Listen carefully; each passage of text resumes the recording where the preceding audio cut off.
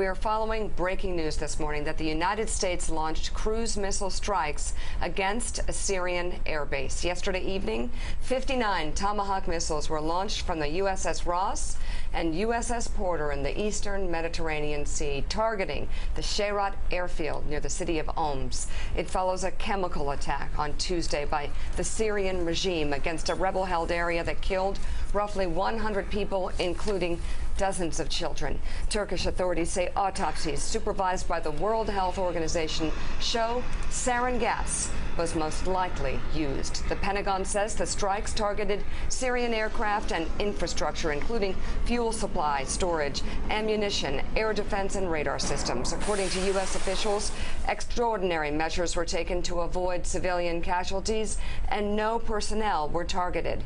A Syrian military spokesman claims at least 6 people on the ground were killed. Russia, which operates out of the targeted airfield, received warning of the strikes through secure channels, and they have their version of what happened as well. Right, and I would warn our Russian comrade friends, if you tell Donald Trump that he didn't damage your airfields adequately and try to mock him, he will make sure he will come back tonight. I shouldn't be, like, you've talked to enough of his people. It's one thing we know about him. You should know this. So, don't tempt him, right? You've been talking to him nonstop through back channels, right? What are you doing? So anyway, anyway, dark humor. No. It's just, it really is. It's just not a smart move. It's not. No, it's on the Russians' part. So let's talk about. We started to discuss this last hour. Talk about the pall that would have hung over the international community had we not responded to the chemical attacks this week. Well, Joe, I want to begin by putting Syria in context, because I want to react a little bit to what Congressman Hines had to say. I think there are 2 really big things at stake there for America. Since the beginning of the Syrian conflict, one thing I wrote about Libya and Syria, this was 5 or 6 years ago, Libya implodes, Syria explodes.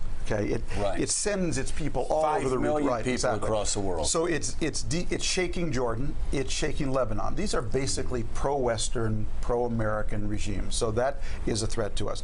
But it's also unleashed this torrent of refugees onto Europe, which has destabilized the European Union and produced a backlash of now populist nationalist parties emerging all over Europe. You know, people don't like to talk about the EU in this country. It's like the most boring thing in the world. The EU is the other United States of the world. It's the United States of Europe. And you're drawing an important point that a lot of people don't understand. Those 5 million refugees that have flooded across the Middle East, that have destabilized Jordan, they've also destabilized politics across Europe. European continent. So if you're looking at the rise of these populist leaders, this didn't happen in a vacuum. This was in part because of our inaction, not America, the West's inaction in Syria. So you've got refugees coming to Europe from 2 places, sub-Saharan Africa, and through Libya. By the way, that was one byproduct of the Libya war. We uncorked Africa, so all these refugees, and from Syria. This has destabilized the other United States of the world. I'm a big believer 2 United States are better than 1. And if the EU were to fracture or weaken, that has truly important strategic implications for us. Now, does this mean I think we should take over Syria? No, I think that this cautious approach is really it's been very wise. A message. I remember reading a column of yours. It must have been back in 2003. You went up to Damascus, if I'm not mistaken, and you found a surprisingly pro-American attitude in Damascus. The people of Damascus, though, and the people of Syria have felt abandoned over the past 5, 6, 7 years. But those are really important elements in this, but the large Roman numeral 1 message is the rap on Barack Obama was that he wasn't tough enough. He would not act. Trump has made it clear, I will act. And the other factor in all of this, it was done quickly. Yeah, it was, right away. Anyone, David Ignatius, Tom, all of you know the military, and they will sit around and say, oh, we want a plan, oh, we need more satellite photos, we have to set up the targets, give us just another week or another month. And someone said, don't screw around with this. We're going to act. And there was a seamlessness to it very early The big question is, will we get leverage out of this vis-a-vis the Iranians and Russians to produce a diplomatic solution? That to me is the key question. I don't want America to take over this problem. No one in America does. Right. But the question is, will we increase our leverage here to actually engineer something going forward? We certainly know, the status quo was unacceptable. And David Ignatius, you were talking about the timing before. You said this was a very measured attack, but more importantly, the timeliness of it. They moved quickly. This chemical weapons attack happened on Tuesday. By Thursday night, 59 U.S. cruise missiles were fired from 2 warships in the eastern Mediterranean, taking out the airfield where the planes had been launched. That is a decisive use of American power. I hate to say it, but it's like what Russia did when it intervened back in September 2015 on that. It shows that power can be used quickly and decisively. General Mattis, the Secretary of Defense, is, of all of the 4 stars in the Pentagon, the person who was most consistently recommending, do it, sir. Do it, move with enough troops, get it done. He said that in Tora Bora. He said it in Fallujah. Now he said it in dealing with this problem. So let's bring in former Secretary of Defense William Cohen to talk about this. Sir, was this the right move, and how would you advise the President on what to expect next? Well, it certainly was the right move. I think the question is, it's good that Xi Jinping is in Florida with the President, because you would turn to Sun Tzu, who would say, strategy without tactics is the long road to victory. But tactics without a strategy, that's the noise before defeat. So here we've had a tactical strike, and the important thing is to put it in a broader context of what is our overall strategy for Syria, for dealing with Russia, and for dealing with North Korea.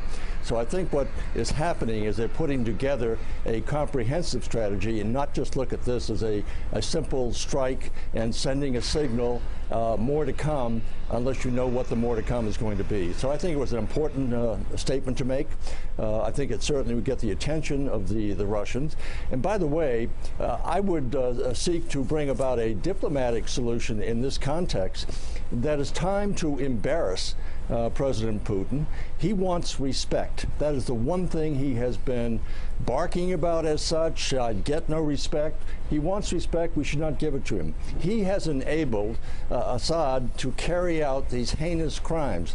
He is equally responsible for that. So I think we have to do is continue to point out that Russia is now supporting a criminal operation, being criminal itself and supporting it, and deny it of any opportunity to claim it needs respect. I think that combination with other economic measures will help bring about at least an ability to negotiate a solution.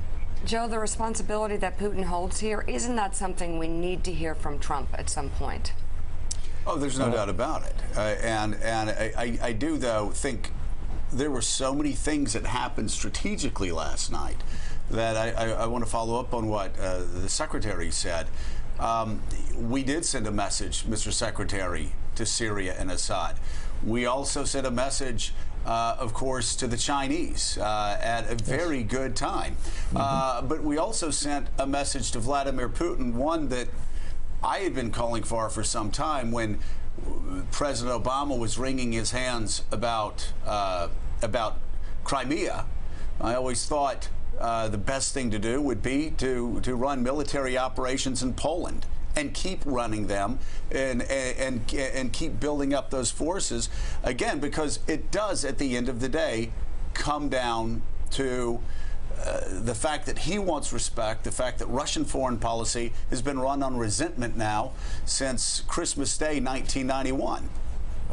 Joe, you and I have been on the same page on this. 3 years ago, I was calling for the establishment of a safe zone so that Putin and Assad couldn't, quote, weaponize those innocent people and send them scurrying into Europe to try to destabilize our European allies. So this has been long in the making, and we have waited a long time before taking action. So I think it's a very positive thing. I hope it's not just a one-shot proposition, but rather, and I have confidence of this, that Secretary Mattis is someone who understands the need to make sure that you have a comprehensive approach and that you've anticipated already what the Iranians might do, what the Russians might do, and have contingency plans in operation to respond to anything those in the region might do. Mr. Secretary, Bob Woodward's here and has a question for you. Sir, hi, how are you? You, as Secretary of Defense, there are not too many people who remember Operation Desert Fox in 1998, when President Clinton and you said, okay, we're going to attack Saddam Hussein in Iraq. And as I recall, it went on, it was 70 hours of attacks, 350 sorties, much bigger than what President Trump did yesterday. The question is there 78 hours. 78 hours of attacks. Okay, I'm sorry, imprecision. The question is, should President Trump do more? Because there are other airfields there that could be attacked in the same way. And as I understand it, the presentation to him was, if you attack 6 of these, the big ones, you can, for practical purposes, eliminate Assad's air power, at least temporarily. So should they take another squeeze here, or should there be more attacks? I think they have to pause for the moment. Quoting the Chinese strategist again, he said, be prudent but not hesitant. I think the prudence comes in to say, let's look at the damage that's been done. Let's look at the reaction that's coming back. If they're going to escalate, then we're going to move even more quickly and do much more damage. So I would say be prudent on this. You've made your point. We're not walking away from the world, because the world is never going to be walking away from us. So I think this is a major step forward, because the president, to this date, has articulated an isolationist type policy, or at least a retrenchment policy, and that's what our allies in the Asia-Pacific region saw when we killed TPP. That's what the Chinese saw, by the way, and they were very pleased that we killed the TPP, and I thought it was a big mistake. But the allies in the region saw us as walking away and disengaging, and now I think they're going to get a different signal, that President Trump, who also talked about, let's come home, America, let's have nation building at home.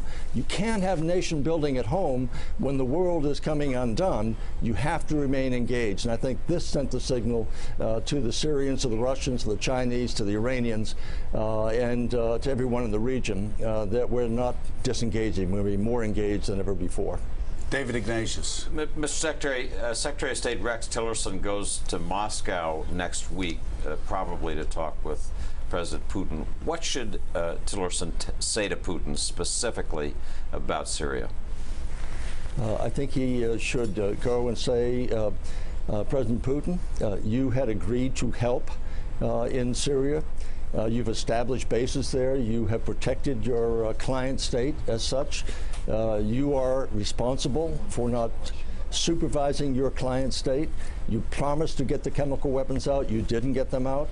And now we're going to hold you to it. And this is going to be a very bad relationship with Russia unless we find that we're going to be working with a willing partner who's going to keep his end of the bargain. So I think it should be that subject with the president. There are other issues, of course. Crimea, what's going on in Ukraine, the Baltics, other types of aggressive actions that have to cease. But in terms of Syria, that's the message I would want to carry to him. Mr. Secretary, thank you so much for being with us. We greatly appreciate it. William Cohen, thank you. Thanks for checking out MSNBC on YouTube, and make sure you subscribe to stay up to date on the day's biggest stories. And you can click on any of the videos around us to watch more from Morning Joe and MSNBC. Thanks so much for watching.